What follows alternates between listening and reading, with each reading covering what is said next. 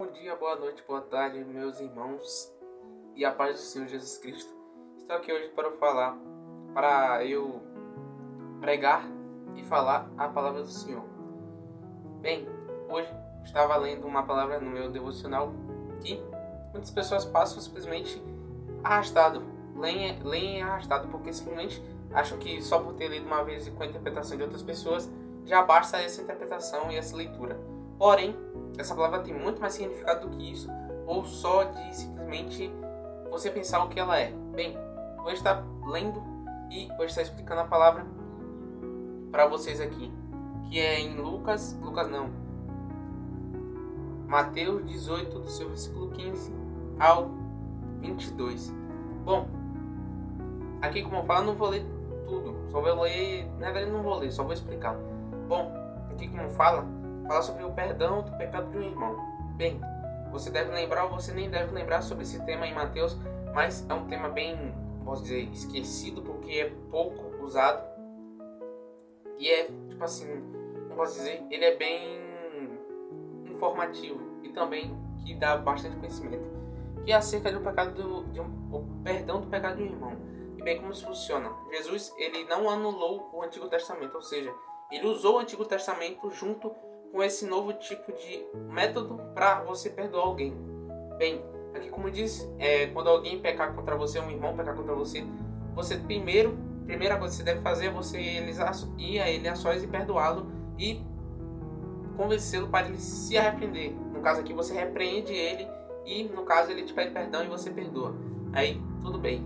Mas, porém, se esse irmão insistir e não quiser aceitar que ele pecou, não quiser pedir perdão, ou se simplesmente quiser perdoar você, simplesmente você teria que chamar 2 ou 3 testemunhas. Teria não, que deve. Você deve chamar 2 ou 3 testemunhas, como aqui fala, e ir lá e fazer, como por exemplo, não são 2 testemunhas do que aconteceu, do pecado dele, mas 2 testemunhas que simplesmente vão saber da situação. Você vai contar para eles, tudo bem, o irmão pecou nisso aqui em mim, aí vai ter testemunhas para argumentar, para convencer o irmão, para que ele peça perdão ou ele perdoe e ele se arrependa do pecado dele. Bem, e se não der certo com isso, vai levar esse caso à igreja toda, ou seja, a igreja toda tem que saber do caso do irmão que pegou contra o outro irmão. E aí, se mesmo assim ele não aceitar, Jesus diz que é para você tratá-lo como um gentil ou um publicano. Por que um gentil ou um publicano? Um gentil, para os judeus, são pessoas que não fazem parte da aliança, e os publicanos também. Os publicanos, eles são judeus, porém eles, como pode dizer, eles simplesmente desistiram de ser judeus. Eles não quiseram mais, eles simplesmente foram trabalhar para o Império Romano como publicanos. Publicanos eram pessoas que cobravam impostos dos judeus.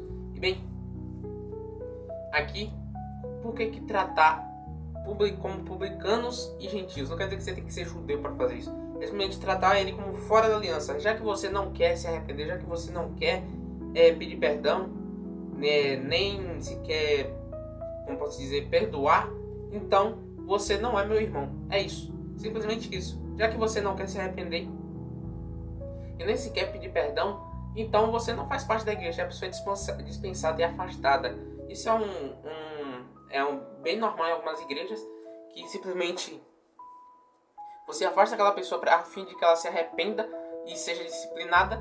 Ou seja, se você tem que acompanhar a pessoa, é claro, não digo que você tem que acompanhar, mas simplesmente tem que dar um tempo a ela para ela se arrepender, porque é como se fosse ela recusasse a aliança de Cristo.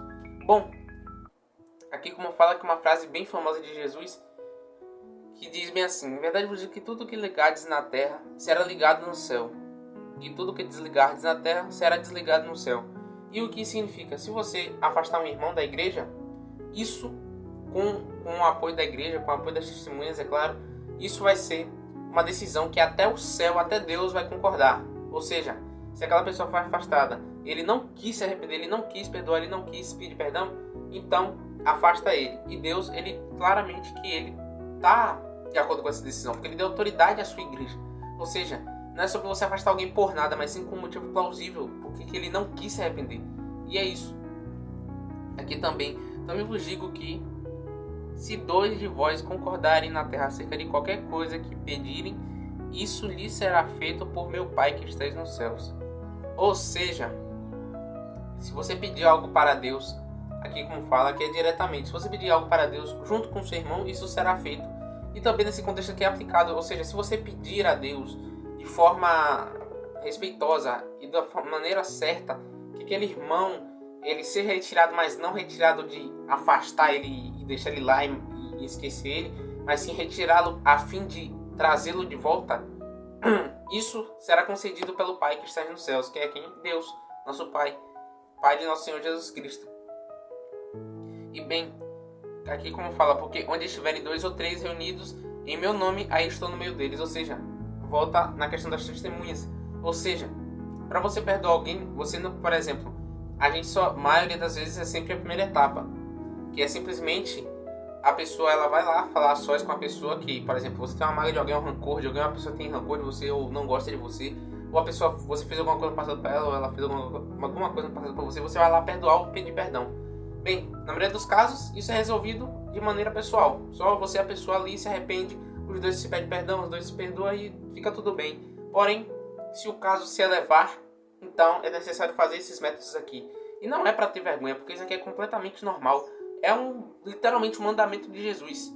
Ele não anulou o Antigo Testamento, ele usou o Antigo Testamento, porque tinha uma lei em Deuteronômio 19 que fala sobre as testemunhas, ou seja, algo só era verdadeiro naquele tempo se tinha 2 ou 3 testemunhas, ou seja, alguém matou alguém, tinha uma testemunha, não vai ser real, porque só tinha uma pessoa vendo.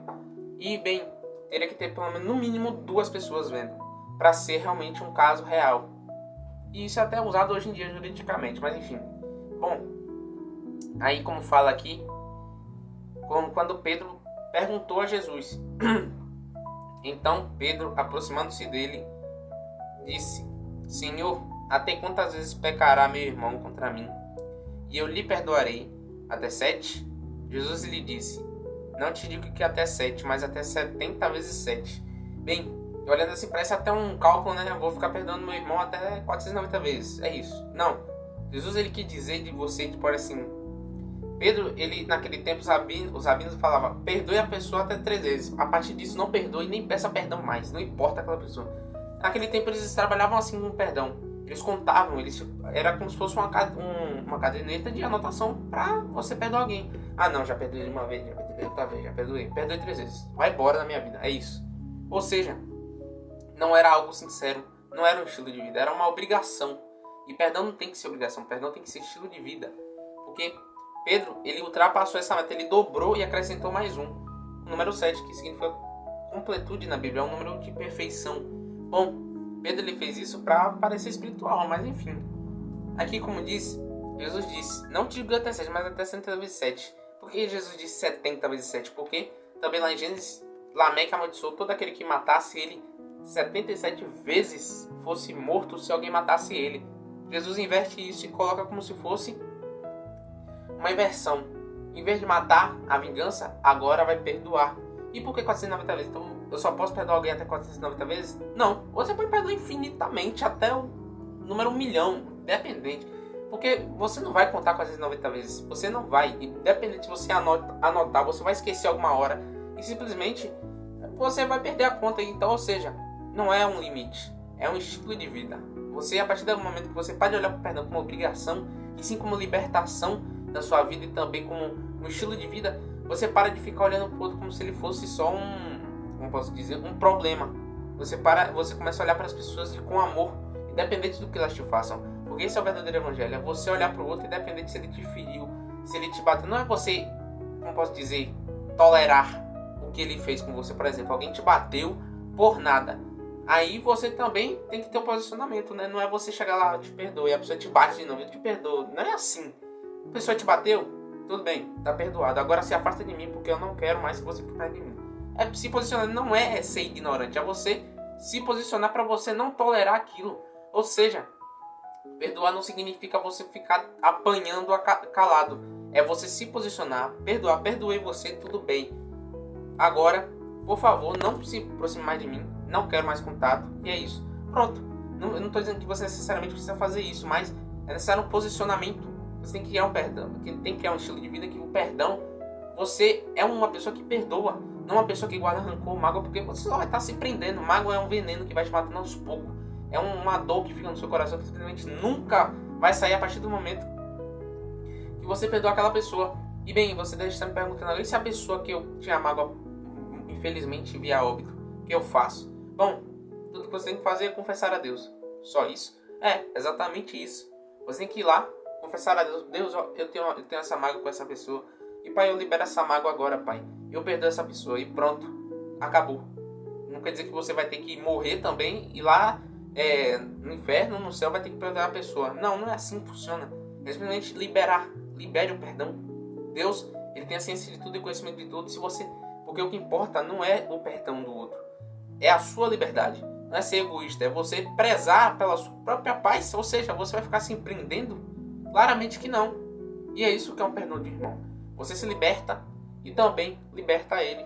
Porque, por exemplo, tem pessoas que nunca foram perdoadas na vida. E chegar uma pessoa lá e perdoar ela, ela até se impressiona e acaba se emocionando.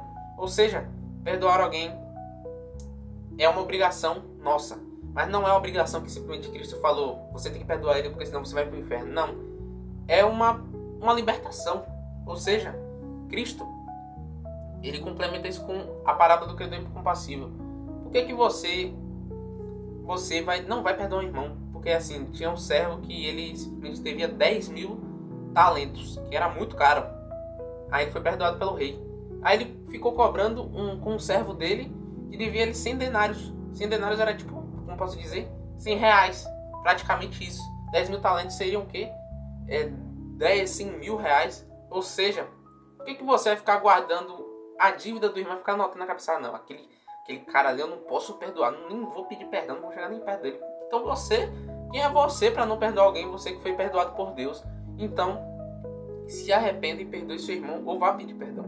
Não tenha vergonha disso, independente se ele falar mal de você, se ele simplesmente zoar, você zombar, independente. O que importa é você estar livre e manter a sua paz. Porque não devemos viver simplesmente perturbados com uma memória de que não, aquela pessoa me fez isso. Mas sim com a paz que aceitou o entendimento de Deus. Preze pela sua paz, não com egoísmo, nem com ganância, mas por Deus, porque Deus te perdoou. E esse foi o vídeo, meus irmãos, e até o próximo vídeo. Deus abençoe a sua vida, meu irmão, minha irmã.